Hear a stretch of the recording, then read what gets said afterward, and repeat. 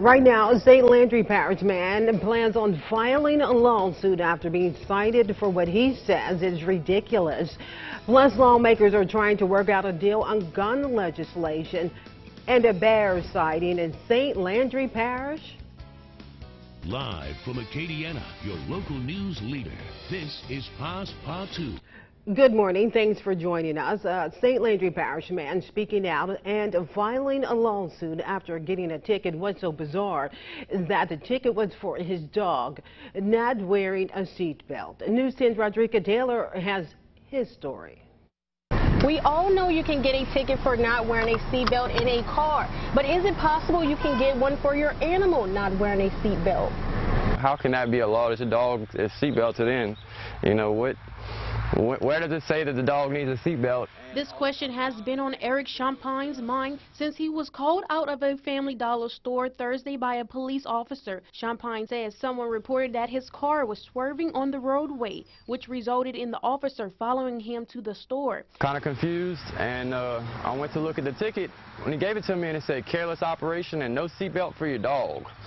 So I was like, what's going on? He has a French bulldog named Rebel who was in the car at the time. Champagne says he explained to the Washington police officer his dog was in fact wearing a seatbelt after he noticed what was on his citation. I get laughed at for having a dog seatbelt. You know, spoil your dogs too much. I didn't think, that wasn't a common law. If that was a law, you'd see it a lot more often. However, the officer did not listen. I guess according to him, not only is it a law, but he doesn't even have to see it to ticket me for it. As long as the civilian says that it happened, he has to take their word for it. Unhappy about the situation, Champagne says he plans on filing a lawsuit on Monday. Says he hopes change can happen to where the police department officers' written tickets are supervised. These ain't no $50, $60 tickets. These are $300, $400 tickets we're talking about. I hope that other people who have received nonsense tickets like this can come forward and say that they did it, and maybe they can put a stop to this. I reached out to the Washington Police Department Chief Latoya Trent, and she says she has no comment. In Washington, Rodrika Taylor, KLFY News 10. Also in St. Landry Parish, 2 teenagers are dead and the suspect is still on the run following a double homicide Thursday night. The victims are identified as 17-year-old Aiden McCulley and 18-year-old Paul Celestine. It happened at a convenience store at the intersection of West Maple Avenue and Boudreaux Street. Now, police say when they arrived there, they found the victims dead in the parking lot from gunshot wounds. Authorities identified the shooter as 25-year-old Travis Godfrey. Police say Godfrey drove away from the scene in a dark-colored Dodge Challenger. Now, the police chief, Randy Fontenay, says the shooting happened despite multiple police officers on patrol. He says Eunice police had additional officers from other agencies patrolling and working a proactive detail just blocks away from where that shooting occurred. From the information we're getting and from the videos that we're getting, there was a confrontation inside the store that carried outside. If you have any information about this deadly shooting or information on Godfrey's whereabouts, please call Eunice Police. A shooting at an Acadia Parish apartment complex left 1 juvenile dead and 2 others hurt. Thursday night, law enforcement say they were called after multiple shots were fired at an apartment complex. Just before 5 p.m. of the 3 people shot, authorities say 1 was killed, with the suspect arrested and in custody. Everyone involved were juveniles. An eyewitness says he heard 4 to 5 shots before he went inside. I heard about 4 or 5 shots, from over there. But after that, I stayed in. In order to reduce gun violence in Acadia Parish, Sheriff Gibson says his focus is to get guns off the street. In a separate incident, a deputy responding to the shooting was involved in a 2-vehicle car crash in Nags at the corner of Parkinson and North Avenues. Actually, it was one of our deputies responding. Yes, he was involved in a crash on his way into the, going to that call. It's still under investigation by another agency as we allow an outside agency to investigate it. No major injuries. A few people did go get checked out at the hospital, but to my understanding, no major injuries from that aspect. A second arrest in connection to the shooting death of 19-year-old Terrell Fontanet, who was found dead in a parking lot of a Broussard gas station. It happened in April when police were called to shots fired at the Exxon gas station on Bonan Road. And officers found Fontanet shot to death inside a vehicle. Rico Gabriel of St. Martinville was arrested and booked into the Lafayette Parish Jail for second-degree murder. Then senators in Washington hoping to have new gun legislation finished by the time they go on a 2-week break starting July 4th.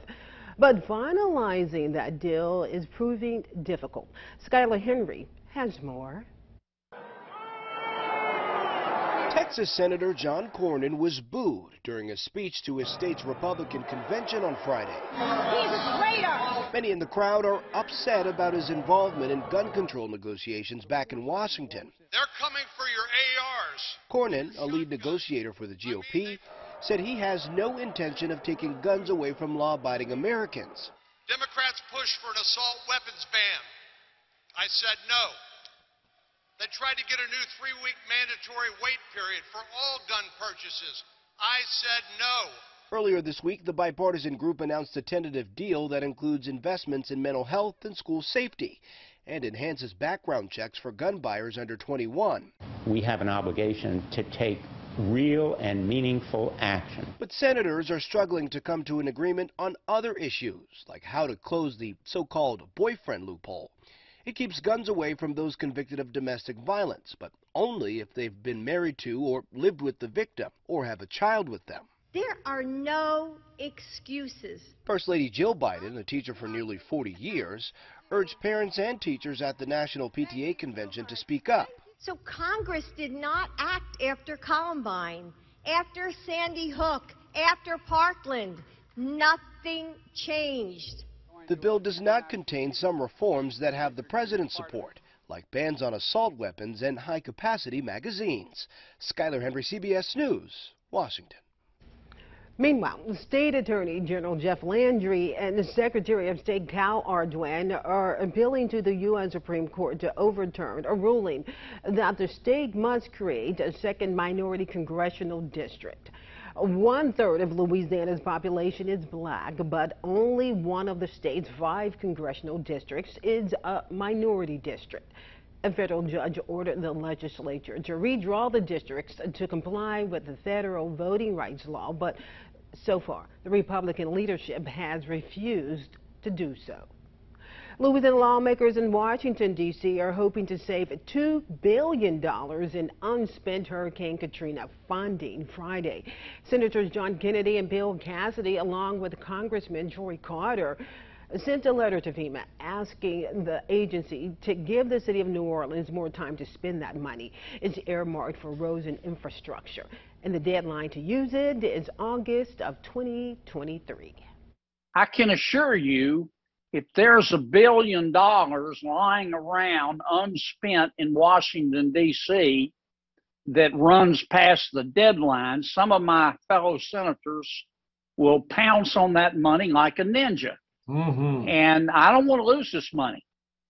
And Kennedy went on to say he consulted with New Orleans Mayor Cantrell's administration, and they are in full support of the effort to extend that deadline. Check this out. A woman was driving on LA 359 North when she captured a video of a bear running across the highway. She said she thought it was a hog at first. The woman said this is her second encounter with wildlife on the road in a short period of time. 3 weeks ago, she hit a deer. The woman was driving near Thistlethwaite, a state wildlife management area. That could be part of the reason the bear was in such a close proximity. Happening this weekend for you in Franklin, the inaugural Soul Food Festival. Festival goers can enjoy a 5K race, some food booths that will be there for you, a Juneteenth exhibit, and live entertainment, among other activities. And checking with Trevor Saunier over in the Weather Center, and the weather will be in our favor, I hope.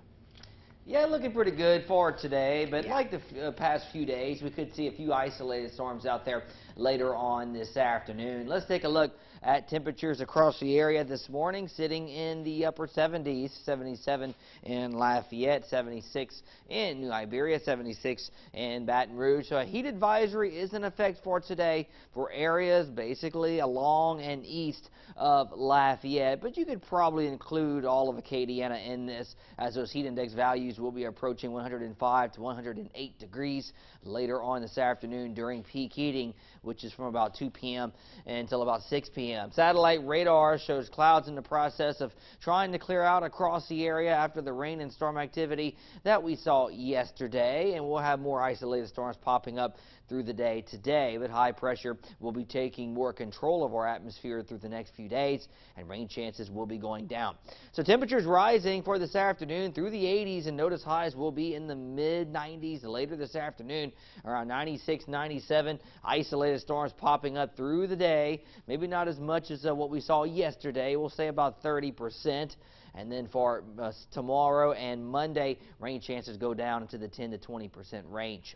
So temperatures in the 70s now, but rising into the mid-90s this afternoon. Maybe some rain cooled air later in the afternoon if we do see that storm activity develop. And then tomorrow, a lack of storm coverage means hotter temperatures could easily be in the upper 90s, 98 to 99 for tomorrow. And these feels like temperatures today, again, in that 103 to 108 degree range, especially near those thunderstorms later this afternoon. And look at these numbers for tomorrow, right back in that same territory. Temperatures will be in the upper 90s, and then you have to factor in the moisture levels, which are also very high. So that's why you get those dangerous heat index values. So just make sure you stay hydrated out there if you have to work for an extended period of time.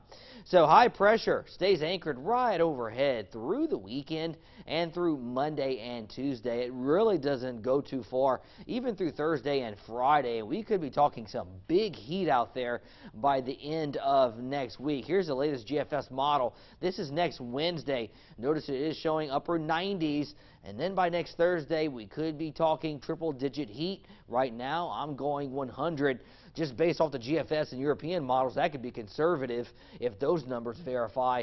They're showing anywhere from 102 to possibly as high as 104 degrees across some parts of Acadiana. And then notice Friday in that same range, nearing the triple digits once again.